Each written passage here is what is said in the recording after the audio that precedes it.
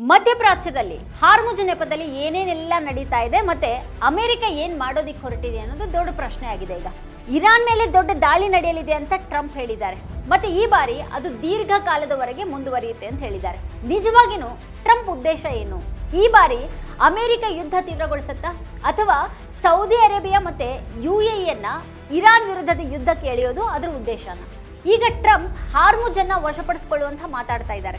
ಇರಾನ್ನ ನೆಲ ಬಾಂಬ್ಗಳಿಂದಾಗಿ ಹಡಗುಗಳು ಹಾದು ಹೋಗೋದನ್ನ ನಿಲ್ಲಿಸಿದಾಗ ಟ್ರಂಪ್ ಏನನ್ನೂ ಮಾಡೋದಕ್ಕೆ ಸಾಧ್ಯ ಆಗಲಿಲ್ಲ. ಇವತ್ತಿಗೂ ಕೂಡ ಆ ಬಾಂಬ್ಗಳನ್ನ ತೆಗೆದು ಹಾಕೋದಿಕ್ಕೆ ಅಮೆರಿಕಕ್ಕೆ ಸಾಧ್ಯ ಆಗಿಲ್ಲ. ನಂತರ ಟ್ರಂಪ್ ಹಾರ್ಮುಜ್ ಅನ್ನ ನಿಯಂತ್ರಿಸೋದಿಕ್ಕೆ ಇತರ ದೇಶಗಳಿಂದ ಮಿಲಿಟರಿ ಸಹಾಯವನ್ನ ಕೋರಿದ್ರು, ಆದ್ರೆ ಯಾರೂ ಬರಲಿಲ್ಲ. ಕಡೆಗೆ ಜೂನ್ 17ರ ಒಪ್ಪಂದದ ಪ್ರಕಾರ US ತನ್ನ ದಿಗ್ಬಂಧನವನ್ನ ತೆಗೆದು ಹಾಕಬೇಕಾಯ್ತು. ಆದ್ರೆ ಇರಾನ್ ಹಿಂದೆ ಸರಿಲಿಲ್ಲ, ಅದು ಇದ್ದ ಸ್ಥಳದಲ್ಲಿನೇ ಇತ್ತು. ಆಗ್ಲೂ ಕೂಡ ಇರಾನ್ ತನ್ನ ಒಪ್ಪಿಗೆ ಇಲ್ಲದೆ ಹಡಗುಗಳು ಹಾರ್ಮುಜ್ ಅನ್ನ ದಾಟೋದಿಕ್ಕೆ ಅವಕಾಶವನ್ನ ನೀಡಲಿಲ್ಲ.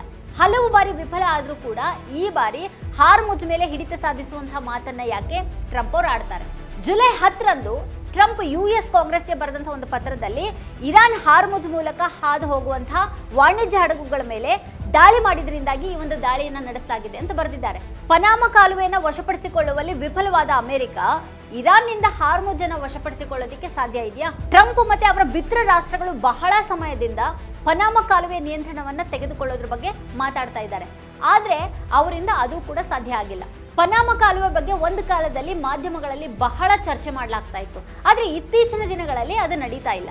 ಅದೇ ರೀತಿ ಟ್ರಂಪ್ ಗ್ರೀನ್ಲ್ಯಾಂಡ್ನ ಆಕ್ರಮಣವನ್ನು ಕೂಡ ಮರ್ತಿದ್ದಾರೆ. ಪನಾಮ ಕಾಲುವೆ ಅಮೆರಿಕಕ್ಕೆ ಹತ್ತಿರದಲ್ಲಿದೆ. ಹೋಲಿಸಿದ್ರೆ ಹಾರ್ಮುಜ್ ವಾಷಿಂಗ್ಟನ್ ನಿಂದ ಸುಮಾರು 10,000ದಿಂದ 11,000 ಕಿಲೋಮೀಟರ್ ದೂರದಲ್ಲಿದೆ. ಪನಾಮ ಒಂದು ಸಣ್ಣ ದೇಶ, ಅಮೆರಿಕಕ್ಕೆ ನೇರವಾಗಿ ಹೊಂದಿಕೊಂಡಿಲ್ಲ, ಆದ್ರೆ ಅದರ ಹತ್ತಿರದಲ್ಲಿದೆ. ಅಮೆರಿಕ ಅದನ್ನೇ ನಿಯಂತ್ರಿಸೋದಿಕ್ಕೆ ಸಾಧ್ಯ ಆಗಿಲ್ಲ. ಹಾಗಿರುವಾಗ ಇರಾನ್ ಎದುರು ನಿಂತು ಹಾರ್ಮುಜ್ ಅನ್ನ ನಿಯಂತ್ರಿಸುವಂತಹ ಮಾತನ್ನ ಟ್ರಂಪ್ ಆಡ್ತಾ ಇರೋದು ವಿಚಿತ್ರವಾಗಿದೆ. ಇದು ಟ್ರಂಪ್ ರನ್ನ ವಿಶ್ವಾದ್ಯಂತ ಅಪಹಾಸ್ಯ ಮಾಡಲಾಗ್ತಾ ಇದೆ. ಹಾರ್ಮುಜ್ ಅನ್ನ ನಿಯಂತ್ರಿಸುವಂತ ಹಠದಲ್ಲಿ ಅಮೆರಿಕ ವರ್ಷಗಳ ಕಾಲ ಇರಾನ್ ವಿರುದ್ಧ ಹೋರಾಡ್ತಾನೆ ಇರುತ್ತೆ. ಹಾಗಾದ್ರೆ ಇರಾನ್ಗೆ ಹಾರ್ಮುಜ್ ಮೇಲೆ ನಿಯಂತ್ರಣ ಇಲ್ಲ ಅಂತ ಟ್ರಂಪ್ ವಾದ ಮಾಡೋದಾದ್ರೆ ಅಮೆರಿಕ ಅದರ ಮೇಲೆ ಯಾವ ಆಧಾರದ ಮೇಲೆ ನಿಯಂತ್ರಣವನ್ನು ಹೊಂದಿದೆ? ಹಾರ್ಮುಜ್ ಅಮೆರಿಕದ ಕರಾವಳಿಯಲ್ಲಿ ಇಲ್ಲ. ಹಾಗಿರುವಾಗಲೂ ಕೂಡ ಹಾರ್ಮುಜ್ ಮೂಲಕ ಹಾದು ಹೋಗುವಂತ ಸರಕು ಹಡಗುಗಳಿಗೆ ಅಮೆರಿಕ 20% ಟೋಲ್ ಅನ್ನ ವಿಧಿಸುತ್ತೆ ಅಂತ ಟ್ರಂಪ್ ಹೇಳ್ತಾ ಇದ್ದಾರೆ. ಇರಾನ್ ಅನ್ನ ಹೊರತುಪಡಿಸಿ ಎಲ್ಲಾ ದೇಶಗಳು ಅದ್ರ ಮೂಲಕ ಹಾದು ಹೋಗೋದಕ್ಕೆ ಅವಕಾಶವನ್ನ ನೀಡಲಾಗುವುದು ಮತ್ತೆ ಭದ್ರತೆಯನ್ನ ಒದಗಿಸೋದಕ್ಕಾಗಿ ಶುಲ್ಕವನ್ನ ವಿಧಿಸ್ತೀವಿ ಅಂತ ಹೇಳ್ತಾ ಇದ್ದಾರೆ. ಹಾರ್ಮುಜ್ ತೆರೆದಿದೆ ಅಂತ ಅಮೆರಿಕ ಹೇಳ್ತಾ ಇದೆ, ಆದ್ರೆ ಹಡಗುಗಳು ಅದ್ರ ಮೂಲಕ ಹಾದು ಹೋಗ್ತಾ ಇಲ್ಲ. ಯುದ್ಧದಿಂದಾಗಿ ಸಾಗಣೆ ಬಹುತೇಕ ನಿಂತು ಹೋಗಿದೆ, ಆದ್ರೆ ಟ್ರಂಪ್ ಟೋಲ್ ಹಾಕೋದ್ರ ಬಗ್ಗೆ ಹೇಳ್ತಾ ಇದ್ದಾರೆ. ಇರಾನ್ ಯಾವುದೇ ಸಂದರ್ಭದಲ್ಲೂ ಹಾರ್ಮುಜ್ ಅನ್ನ ಬಿಡೋದಿಲ್ಲ ಅಂತ ಟ್ರಂಪ್ ಗೊತ್ತಿದೆ. ಟ್ರಂಪ್ ಹೇಳಿಕೆಯ ನಂತರ ಇರಾನ್ನ ವಿದೇಶಾಂಗ ಸಚಿವ ಅಬ್ಬಾಸ್ ಅರಾಕ್ಚಿ ಅವರು ಟ್ರಂಪ್ ಹೇಳೋದು ಸರಿ ಇದೆ, ರಕ್ಷಣೆ ನೀಡುವವರು ಟೋಲ್ ಹಾಕ್ತಾರೆ. ಇರಾನ್ ಯಾವಾಗಲೂ ಕೂಡ ಹಾರ್ಮುಜ್ನ ರಕ್ಷಕನಾಗಿರುತ್ತೆ ಮತ್ತೆ 20% ಶುಲ್ಕ ತುಂಬಾನೇ ಹೆಚ್ಚಾಗಿದ್ದು ನಾವು ಸಮಂಜಸವಾದ ದರವನ್ನ ವಿಧಿಸ್ತೀವಿ ಅಂತ ಅವ್ರು ಹೇಳ್ತಾ ಇದ್ದಾರೆ. ಇರಾನ್ ಯುದ್ಧದಲ್ಲಿ ಮಾತ್ರ ಅಲ್ಲದೇನೆ ಪ್ರತಿಕಾರದ ಮೂಲಕ ಕೂಡ ಅಮೆರಿಕವನ್ನ ಮೀರಿಸುತ್ತೆ. ಇರಾನ್ ಹಾರ್ಮುಜ್ನಲ್ಲಿ ಶುಲ್ಕವನ್ನ ವಿಧಿಸುತ್ತೆ ಮತ್ತೆ ಅಮೆರಿಕ ಕೂಡ ಹಾರ್ಮುಜ್ನಲ್ಲಿ ಶುಲ್ಕ ವಿಧಿಸುತ್ತೆ. ಆದ್ರಿಂದಾಗಿ ಹಾರ್ಮುಜ್ ಮೂಲಕ ಉಚಿತ ಮಾರ್ಗದ ಕಲ್ಪನೆ ಈಗ ಮುಗಿದಾಗಿದೆ. ಯಾವುದೇ ದೇಶ ಅಥವಾ ಕಂಪನಿ ಪಾವತಿಸದೇನೆ ತನ್ನ ಟ್ಯಾಂಕರ್ಗಳನ್ನ ಹಾರ್ಮುಜ್ ಮೂಲಕ ತೆಗೆದುಕೊಂಡು ಹೋಗೋ ಹಾಗಿಲ್ಲ. ಇತ್ತೀಚಿನವರೆಗೂ ಕೂಡ ಹಾರ್ಮುಜ್ ಮೂಲಕ ಮಾರ್ಗ ಉಚಿತವಾಗಿರುತ್ತೆ ಅಂತ ಹೇಳ್ಕೊಂಡಿದ್ದಂಥ ಟ್ರಂಪ್ ಈಗ ಸ್ವತಃ 20% ಟೋಲ್ ಹಾಕೋದ್ರ ಬಗ್ಗೆ ಮಾತಾಡ್ತಾ ಇದ್ದಾರೆ. ಅಮೆರಿಕನೇ ಶುಲ್ಕ ವಿಧಿಸುವಾಗ ಇರಾನ್ಗೆ ಕಡಿಮೆ ಶುಲ್ಕ ವಿಧಿಸೋದಕ್ಕೆ ಯಾರೂ ಕೂಡ ತಕರಾರು ತೆಗೆಯೋ ಹಾಗಿಲ್ಲ. ಅರಾಕ್ಚಿ ಇದನ್ನೇ ಹೇಳ್ತಾ ಇದ್ದಾರೆ. ಹಾರ್ಮುಜ್ ಕಾರಣದಿಂದಾಗಿ ಸೌದಿ ಅರೇಬಿಯಾ ತನ್ನ ತೈಲವನ್ನ ಬಾಬ್ ಅಲ್ ಮಂದಾಬ್ ಮೂಲಕ ಮಾರಾಟ ಮಾಡೋದಕ್ಕೆ ಪ್ರಾರಂಭ ಮಾಡಿತು. ಆದ್ರೆ ಯೆಮನ್ನ ಸನಾ ವಿಮಾನ ನಿಲ್ದಾಣದ ಮೇಲಿನ ದಾಳಿಯ ನಂತರ ಇರಾನಿನ ಪರ ಹೌತಿ ಬಣ ಬಾಬ್ ಅಲ್ ಮಂದಾಬನ್ನ ಮುಚ್ಚೋದಾಗಿ ಬೆದರಿಕೆಯನ್ನು ಹಾಕಿದೆ. ಈ ಮಾರ್ಗವನ್ನ ಮುಚ್ಚಿದ್ರೆ ಕೊಲ್ಲಿ ರಾಷ್ಟ್ರಗಳ ಇತರ ರಫ್ತು ಆಯ್ಕೆ ತಗ್ಗುತ್ತೆ. ಜಾಗತಿಕವಾಗಿ ತೈಲ ಬೆಲೆ ತುಂಬಾನೇ ದುಬಾರಿ ಆಗಲಿದೆ.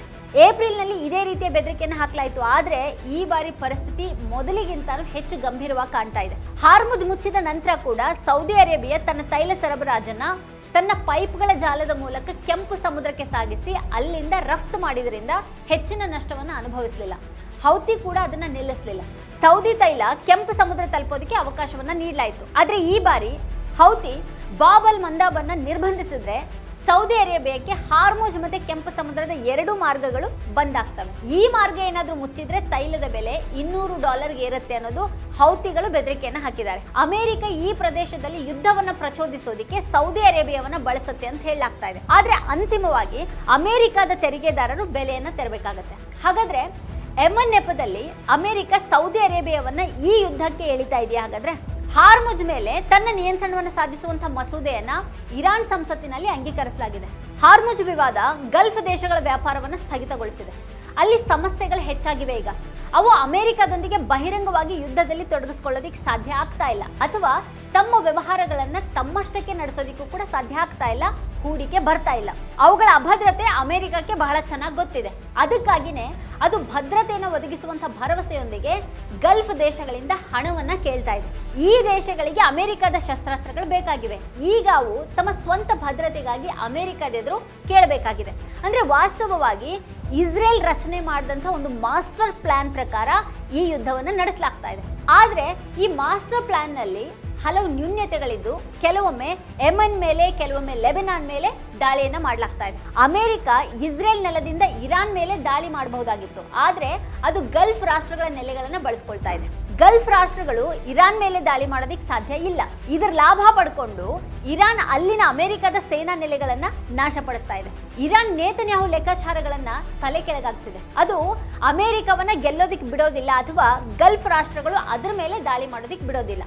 ಇರಾನ್ ಗಲ್ಫ್ ರಾಷ್ಟ್ರಗಳಲ್ಲಿನ ನಾಗರಿಕ ಗುರಿಗಳ ಮೇಲೆ ದಾಳಿ ಮಾಡಿಲ್ಲ, ಆದ್ರೆ ಅಮೆರಿಕದ ಸೇನಾ ನೆಲೆಗಳನ್ನ ಹೊಡೆದು ಹಾಕ್ತಾ ಇದೆ. ಸೌದಿ ಅರೇಬಿಯಾ ಇರಾನ್ ವಿರುದ್ಧ ಬಹಿರಂಗವಾಗಿ ಯುದ್ಧದಲ್ಲಿ ತೊಡಗಬೇಕು ಅಂತ ಅಮೆರಿಕ ಬಹಳ ದಿನದಿಂದಲೂ ಬಯಸ್ತಾ ಇದೆ. ಈ ನಿಟ್ಟಿನಲ್ಲಿ ಇಸ್ರೇಲ್ ಮತ್ತೆ ಸೌದಿ ಅರೇಬಿಯಾ ನಡುವಿನ ಸಂಬಂಧಗಳು ಕೂಡ ಸುಧಾರಿಸಿದ್ವು. ಅಮೆರಿಕ ಸೌದಿ ಅರೇಬಿಯಾದ ಕೈಯಲ್ಲಿ ಬಂದೂಕನ್ನ ನೀಡೋದಿಕ್ಕೆ ಬಯಸ್ತಾ ಇದೆ. ಇರಾನ್ನ ಪ್ರಾಕ್ಸಿಗಳನ್ನ ದುರ್ಬಲಗೊಳಿಸುವಂತಹ ಮತ್ತೆ ನಿರ್ಮೂಲನೆ ಮಾಡುವಂತಹ ಸಿದ್ಧಾಂತವನ್ನ ಹರಡ್ತಾ ಇದೆ. ಸೆಪ್ಟೆಂಬರ್ 2024ರಲ್ಲಿ ಹಸನ್ ನಸ್ರುಲ್ಲಾ ಹತ್ಯೆ ಮತ್ತೆ ನವೆಂಬರ್ 2024ರ ಲೆಬನಾನ್ ಬಾಂಬ್ ದಾಳಿಯಲ್ಲಿ ಹಲವಾರು ಹಿಜ್ಬುಲ್ಲಾ ಸೈನಿಕರ ಹತ್ಯೆ ಹೊರತಾಗಿನೂ ಹಿಜ್ಬುಲ್ಲಾ ಪ್ರಮುಖ ಶಕ್ತಿಯಾಗಿ ಉಳ್ಕೊಂಡಿದೆ. ಮತ್ತೆ ಅದು ಇಸ್ರೇಲ್ ಎದುರು ಹೋರಾಡ್ತಾನೆ ಇದೆ. ಕೆಲವೊಮ್ಮೆ ಲೆಬನಾನ್ ಹೊಸ ಯುದ್ಧ ಭೂಮಿ ಆಗುತ್ತೆ, ಮತ್ತೆ ಕೆಲವೊಮ್ಮೆ ಯೆಮೆನ್ ನೆಲೆ ಆಗ್ತಾ ಇದೆ. ಈಗ ಪ್ರಶ್ನೆ ಇರೋದು, ಈ ಬಾರಿ ಟ್ರಂಪ್ ಜೊತೆಗೆ ಯುದ್ಧದಲ್ಲಿ ಕೈ ಜೋಡಿಸೋದಿಕ್ಕೆ, ಅಪಾಯ ಎದುರಿಸೋದಿಕ್ಕೆ ಗಲ್ಫ್ ರಾಷ್ಟ್ರಗಳಿಗೆ ಸಾಧ್ಯ ಆಗುತ್ತಾ ಅನ್ನೋದು. ಯೆಮೆನ್ನ ಸನಾ ವಿಮಾನ ನಿಲ್ದಾಣದ ಮೇಲಿನ ದಾಳಿಯೊಂದಿಗೆ ಇದು ಈಗಾಗಲೇ ಆರಂಭ ಆಗಿದೆಯಾ? ಯೆಮೆನ್ ಸರ್ಕಾರ ಹೌತಿಗಳಿಂದ ನಿಯಂತ್ರಿಸಲ್ಪಡುವಂತಹ ಸನಾ ವಿಮಾನ ನಿಲ್ದಾಣದ ಮೇಲೆ ದಾಳಿ ಮಾಡಿತು. ಸೌದಿ ಅರೇಬಿಯಾ ಇದ್ರ ಹಿಂದಿದೆ ಅಂತ ನಂಬಲಾಗಿದೆ. ಇರಾನ್ನಿಂದ ಬರುವಂತಹ ವಿಮಾನವನ್ನ ಅಲ್ಲಿ ಇಳಿಯೋದಿಕ್ಕೆ ಅನುಮತಿಯನ್ನ ನೀಡಿಲ್ಲ ಅಂತ ಯೆಮೆನ್ ಸರ್ಕಾರ ಹೇಳುತ್ತೆ. ಇರಾನ್ನಿಂದ ಬರ್ತಾ ಇದ್ದಂತಹ ವಿಮಾನ ಹೌತಿಗಳಿಂದ ನಿಯಂತ್ರಿಸಲ್ಪಡುವಂತಹ ವಿಮಾನ ನಿಲ್ದಾಣದಲ್ಲಿ ಇಳಿದ ಕಾರಣ ಹಾನಿಗೊಳಗಾಗಿಲ್ಲ. ಹಾಗೂ ಜುಲೈ 4ರಂದು ಆಯತುಲ್ಲಾ ಅಲಿ ಖಾಮಿನಿ ಅವರ ಅಂತ್ಯಕ್ರಿಯೆ ಮೆರವಣಿಗೆ ಪ್ರಾರಂಭ ಆಗಬೇಕಾಗಿತ್ತು. ಆ ಸಮಯದಲ್ಲಿ ಹೌತಿಗಳು ಮತ್ತೆ ಯೆಮೆನ್ ಸರ್ಕಾರದ ನಡುವಿನ ಉದ್ವಿಗ್ನತೆ ಹೆಚ್ಚಾಯಿತು. ಇರಾನಿನ ವಿಮಾನವನ್ನ ತಡೆಯೋದಿಕ್ಕೆ ಸೌದಿ ಅರೇಬಿಯಾ ವಿಮಾನವನ್ನ ಕಳಿಸ್ತು. ಹೌತಿಗಳು ವಿರೋಧಿಸಿ ಟೆಹರಾನ್ ವಿಮಾನವನ್ನ ಇಳಿಸೋದಿಕ್ಕೆ ಅವಕಾಶವನ್ನ ಮಾಡಿಕೊಟ್ರು. ಅಂತಹ ಪ್ರಯತ್ನ ಮತ್ತೆ ಏನಾದ್ರೂ ನಡೆದ್ರೆ ಸೌದಿ ಅರೇಬಿಯಾದ ವಿಮಾನ ನಿಲ್ದಾಣ ಮತ್ತೆ ಇತರ ಪ್ರಮುಖ ಸ್ಥಳಗಳ ಮೇಲೆ ದಾಳಿ ಮಾಡಲಾಗುತ್ತೆ ಅಂತ ಹೌತಿಗಳು ಆ ಸಮಯದಲ್ಲಿ ಹೇಳಿದ್ದಾರೆ. ಇರಾನ್ ಹೌತಿಗಳಿಗೆ ಶಸ್ತ್ರಾಸ್ತ್ರಗಳನ್ನ ಕಳಿಸಬಹುದು ಅಂತ ಸೌದಿ ಅರೇಬಿಯಾದ ಭಯ, ಮತ್ತೆ ಅದರಿಂದಾಗಿ ಅವುಗಳನ್ನ ತಡೆಯುತ್ತೆ. ಸೌದಿ ಅರೇಬಿಯಾ ಇರಾನ್ನನ್ನ ಎದುರಿಸೋದಿದ್ರೆ ಅದು ಯಾಕೆ ರಹಸ್ಯವಾಗಿ ಆಟ ಆಡ್ತಾ ಇದೆ? ಹಿಜ್ಬುಲ್ಲಾವನ್ನ ನಿರ್ಮೂಲನೆ ಮಾಡುವಂತ ಹೆಸರಿನಲ್ಲಿ ಇಸ್ರೇಲ್ ಲೆಬನಾನ್ ನಲ್ಲಿ ಬೃಹತ್ ಬಾಂಬ್ ದಾಳಿಯನ್ನ ನಡೆಸಿದೆ ಅಂತ ಅದು ಗೊತ್ತಿಲ್ವಾ? ಆದ್ರೆ ಒಪ್ಪಂದದ ನಿಯಮಗಳಿಗೆ ಸಹಿ ಹಾಕುವ ಮೊದಲು ಇಸ್ರೇಲ್ ಸ್ವತಃ ಹಿಂದೆ ಸರಿಬೇಕಾಯ್ತು. ಹೌತಿಗಳು ಮತ್ತೆ ಸೌದಿ ಅರೇಬಿಯಾ ನಡುವಿನ ಉದ್ವಿಗ್ನತೆ ವಿಶ್ವಸಂಸ್ಥೆ ಭದ್ರತಾ ಮಂಡಳಿಯನ್ನ ತಲುಪಿದಾಗ ಯುಎಸ್ ಮಧ್ಯಪ್ರವೇಶ ಮಾಡಿತು. ಈ ವಿಮಾನದ ಮೂಲಕ ಶಸ್ತ್ರಾಸ್ತ್ರಗಳನ್ನ ವರ್ಗಾಯಿಸಲಾಗಿದೆ ಅಂತ ಅಮೆರಿಕ ಕೂಡ ಆರೋಪ ಮಾಡಿತು. ಆದ್ರೆ ಇರಾನ್ನ ಪ್ರತಿನಿಧಿ ಅಮೆರಿಕದ ಆರೋಪಗಳನ್ನ ಆಧಾರರಹಿತವಾಗಿದ್ದು ಭದ್ರತಾ ಮಂಡಳಿಯನ್ನ ದಾರಿ ತಪ್ಪಿಸುವಂತಹ ಉದ್ದೇಶದಾಗಿದೆ ಅಂತ ಹೇಳಿದ್ದಾರೆ. ಹೌತಿಗಳು ಯೆಮೆನ್ ನಲ್ಲಿ ಹೆಚ್ಚಿನ ಜನಸಂಖ್ಯೆಯನ್ನು ಪ್ರತಿನಿಧಿಸುತ್ತಾರೆ. ಮತ್ತೆ ಇರಾನ್ ಸನಾದಲ್ಲಿರುವಂತಹ ಈ ಅಧಿಕಾರಿಗಳನ್ನ ಯೆಮೆನ್ ಜನರ ಕಾನೂನುಬದ್ಧ ಪ್ರತಿನಿಧಿಗಳು ಅಂತ ಪರಿಗಣಿಸುತ್ತೆ. ಇರಾನ್ ಮತ್ತೆ ಹೌತಿಗಳ ನಡುವಿನ ಈ ಸಂಬಂಧ ಯೆಮೆನ್ನ ಶಾಂತಿ ಪ್ರಕ್ರಿಯೆಯನ್ನ ಮುನ್ನಡೆಸುವಲ್ಲಿ ಯುಎನ್ಗೆ ಆಗಾಗ ನೆರವಾಗುತ್ತೆ. ಯೆಮೆನ್ನ ಉತ್ತರ ಭಾಗ ಹೌತಿಗಳ ನಿಯಂತ್ರಣದಲ್ಲಿದೆ, ಆದ್ರೆ ದಕ್ಷಿಣ ಭಾಗ ಯೆಮೆನ್ ಸರ್ಕಾರದ ನಿಯಂತ್ರಣದಲ್ಲಿದೆ. ಈ ಸರ್ಕಾರ ಸೌದಿ ಅರೇಬಿಯಾದ ಬೆಂಬಲವನ್ನ ಹೊಂದಿದೆ. ಹಾಗಾದ್ರೆ ಸೌದಿ ಅರೇಬಿಯಾ ಯೆಮೆನ್ ವಿಮಾನ ನಿಲ್ದಾಣದ ರನ್ವೇ ಮೇಲಿನ ದಾಳಿಯನ್ನ ಇರಾನನ್ನ ಎದುರಿಸೋದಿಕ್ಕೆ ಒಂದು ನೆಪವಾಗಿ ಬಳಸ್ತಾ ಇದೆಯಾ? ಸೌದಿ ಅರೇಬಿಯಾ ಈಗ ತನ್ನ ಶಕ್ತಿಯನ್ನ ಬಳಸೋದಿಕ್ಕೆ ರೆಡಿ ಆಗಿದೆಯಾ? ಅದು ಏಕಾಂಗಿಯಾಗಿ ಸಿದ್ಧವಾಗಿದೆಯಾ ಅಥವಾ ಕೊಲ್ಲಿ ರಾಷ್ಟ್ರಗಳು ಕೂಡ ಅದಕ್ಕೆ ಸೇರ್ತವ? ಸನಾ ವಿಮಾನ ನಿಲ್ದಾಣದ ಮೇಲಿನ ದಾಳಿಯ ಮೊದಲು ಸೌದಿ ರಾಜಕುಮಾರ ಟ್ರಂಪ್ ಬೆಂಬಲವನ್ನ ಕೋರಿದ್ರು, ಮತ್ತೆ ಟ್ರಂಪ್ ಅದಕ್ಕೆ ಒಪ್ಪಿದ್ದಾರೆ ಅಂತ ಆಕ್ಸಿಯೋಸ್ ವರದಿ ಮಾಡಿದೆ. ಇಸ್ರೇಲ್ಗೆ ಈಗ ತನ್ನ ಉದ್ದೇಶವನ್ನ ಸಾಧಿಸೋದಿಕ್ಕೆ ಸಾಧ್ಯ ಇಲ್ಲ ಅನ್ನೋದು ಬಹಳ ಚೆನ್ನಾಗಿ ಗೊತ್ತಾಗಿದೆ. ಅದಕ್ಕಾಗಿನೇ ಅದು ಇರಾನ್ನೊಂದಿಗಿನ ತನ್ನ ಪೈಪೋಟಿಯನ್ನ ಅನೇಕ ದೇಶಗಳ ಪೈಪೋಟಿಯಾಗಿ ಪರಿವರ್ತಿಸೋದಿಕ್ಕೆ ಬಯಸುತ್ತೆ. ಅಮೆರಿಕದ ಕೈಗೊಂಬೆ ಅರಬ್ ರಾಷ್ಟ್ರಗಳನ್ನ ಎದುರಿಸೋದಿಕ್ಕೆ ಅದು ಅಮೆರಿಕವನ್ನ ಬಳಸ್ಕೊಂಡಿದೆ. ಇರಾನ್ನ ಕ್ಷಿಪಣಿಗಳು ಸಂಸ್ಕರಣಾಗಾರವನ್ನು ಹೊಡೆಯೋದಕ್ಕೆ ಉತ್ಸುಕವಾಗಿವೆ. ಒಂದೇ ಸಂಸ್ಕರಣಾಗಾರವನ್ನು ದುರಸ್ತಿ ಮಾಡೋದಕ್ಕೆ ವರ್ಷಗಳೇ ಬೇಕಾಗ್ತವೆ. ಸೌದಿ ಅರೇಬಿಯಾ ಇರಾನ್ನೊಂದಿಗೆ ಏನಾದರೂ ಯುದ್ಧಕ್ಕೆ ಹೋಗಿ ಇಂಥ ಅಪಾಯವನ್ನ ಎದುರಿಸುತ್ತಾ? ಯೆಮನ್ನಲ್ಲಿ ಹೊತ್ಕೊಂಡಂತಹ ಬೆಂಕಿ ಬೆದರಿಕೆಯನ್ನು ಸೃಷ್ಟಿ ಮಾಡಿದೆ. ಸಮಸ್ಯೆ ಏನು ಅಂತ ಅಂದ್ರೆ, ಈ ಯುದ್ಧದಲ್ಲಿ ಗಲ್ಫ್ ರಾಷ್ಟ್ರಗಳಿಗೆ ಯಾವುದೇ ಪಾತ್ರನೇ ಇಲ್ಲ, ಅವುಗಳಿಗೆ ಯಾವುದೇ ಉದ್ದೇಶ ಕೂಡ ಇಲ್ಲ. ಗಾಜಾ ಹತ್ಯಾಕಾಂಡದ ಸಮಯದಲ್ಲಿ ಅರಬ್ ಏಕತೆ ಟೊಳ್ಳು ಅನ್ನೋದು ಸಾಬೀತಾಯಿತು.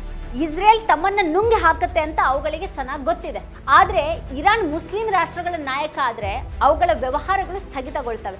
ಇದರ ಲಾಭವನ್ನ ಪಡೆದುಕೊಂಡು ಟ್ರಂಪ್ ರಕ್ಷಣೆಗಾಗಿ ಅವರಿಂದ ಹಣವನ್ನ ಬೇಡ್ತಾ ಇದ್ದಾರೆ. ಈ ದೇಶಗಳು ಟ್ರಂಪ್ ಅವರ ಮಾರ್ಗವನ್ನ ಅನುಸರಿಸ್ತವೆ. ಟ್ರಂಪ್ ಇರಾನ್ ಮೇಲೆ ದಾಳಿ ಮಾಡಿದಾಗ ಅವರು ಈ ದೇಶಗಳಲ್ಲಿ ನಿರ್ಮಿಸಿದಂತಹ ಮಿಲಿಟರಿ ನೆಲೆಗಳನ್ನ ಬಳಸಿದ್ರು. ಈ ದೇಶಗಳು ಯುಎಸ್ಗೆ ಮಿಲಿಟರಿ ನೆಲೆಗಳಿಗೆ ಭೂಮಿಯನ್ನು ಒದಗಿಸುವ ಮೂಲಕ ನಷ್ಟವನ್ನು ಅನುಭವಿಸಿದ್ರು. ಅದರ ನಂತರ ಅವು ತಮ್ಮ ತೈಲ ರಫ್ತು ಮಾರ್ಗಗಳನ್ನು ಕಳ್ಕೊಂಡ್ವು. ಅವು ಇರಾನ್ನ ದಾಳಿಯನ್ನು ಎದುರಿಸಬೇಕಾಯ್ತು. ಆದರೆ ಪ್ರತೀಕಾರ ತೀರಿಸ್ಕೊಳ್ಳೋದಿಕ್ಕೆ ಸಾಧ್ಯ ಆಗಲಿಲ್ಲ. ಇರಾನ್ ಮತ್ತು ಅಮೆರಿಕ ಕದನ ವಿರಾಮಕ್ಕೆ ಒಪ್ಪಂದಕ್ಕೆ ಬಂದಾಗ ಗಲ್ಫ್ ರಾಷ್ಟ್ರಗಳು ಮುಂದೆ ಬಂದು ಅದನ್ನು ಸ್ವಾಗತಿಸಬೇಕಾಯಿತು.